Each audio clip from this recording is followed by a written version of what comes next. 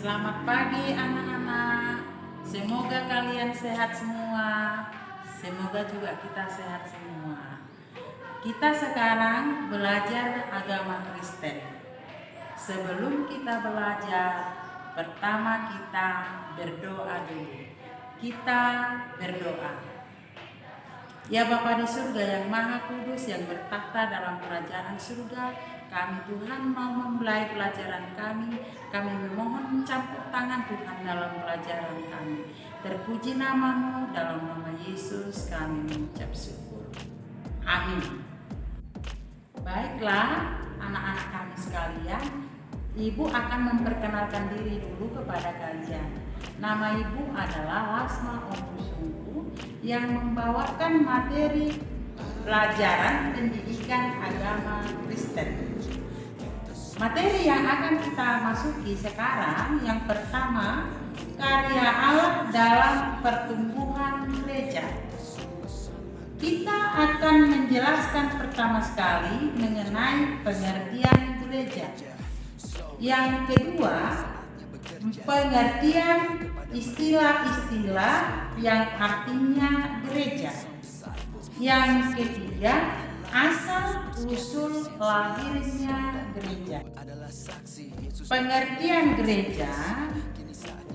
Gereja adalah persekutuan orang percaya yang telah dipanggil keluar dari kegelapan atau perbuatan dosa untuk tinggal di dalam terang yang ajaib, yaitu Yesus Kristus sebagai milik kepunyaan Allah yang hidup untuk memberitakan Injil. Sekarang kita masuk kepada istilah-istilah yang artinya gereja. Ada beberapa istilah yang kita dapati yang artinya gereja. Pertama, di dalam perjanjian lama. Kemudian di dalam perjanjian baru. Di dalam perjanjian lama tidak pernah kita dapati kata gereja, tapi dikatakan istilah kahal. Kahal itu artinya mengumpulkan. Kata kahal dipergunakan untuk bangsa Israel, di mana bangsa Israel dikumpulkan sebagai jemaat atau perhimpunan dan disebut juga sebagai umat Allah. Kemudian di dalam perjanjian baru dalam bahasa Yunani ada dua istilah. Yang pertama dikatakan kuriakon atau kuriake, artinya milik kepunyaan Allah.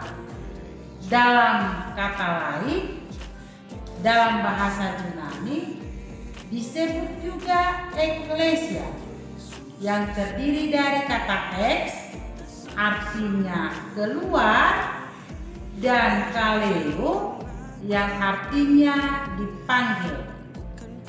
Maka eklesia artinya dipanggil keluar, yaitu keluar dari kegelapan dosa.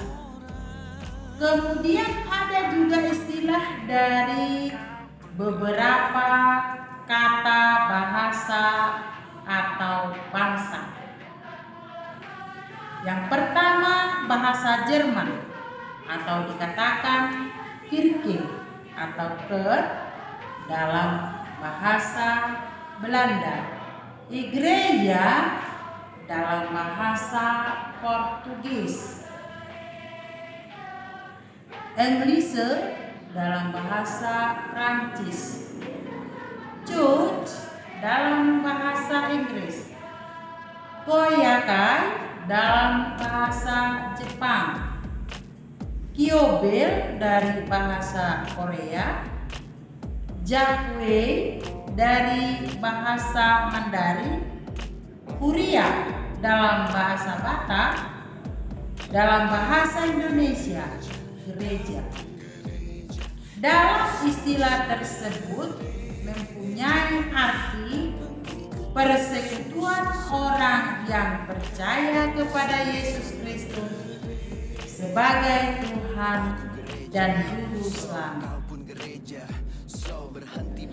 Kita masuk kepada asal-usul lahirnya gereja. Asal-usul lahirnya gereja yaitu setelah turunnya Roh Kudus atau disebut dengan Hari Pentakosta.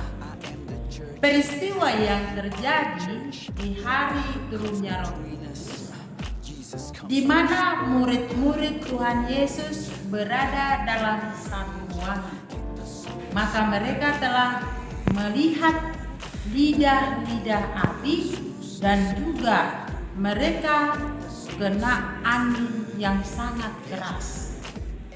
Di saat itu Rasul Petrus telah berkhotbah. Dia telah berkhotbah mengenai kematian Tuhan Yesus, kebangkitannya, dan juga kenaikannya dan turunnya Roh Kudus. Maka murid-murid Tuhan Yesus pada waktu itu dipenuhi oleh Roh Kudus.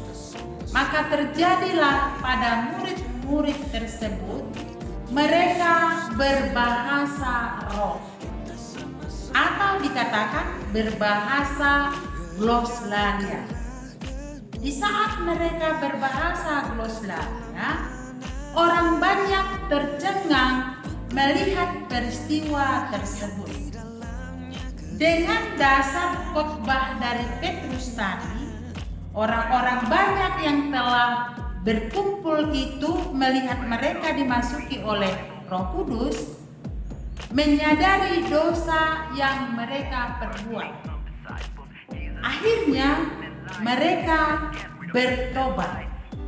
Setelah bertobat, mereka minta dibaptiskan oleh murid Tuhan Yesus, sehingga Petrus itu membaptis mereka.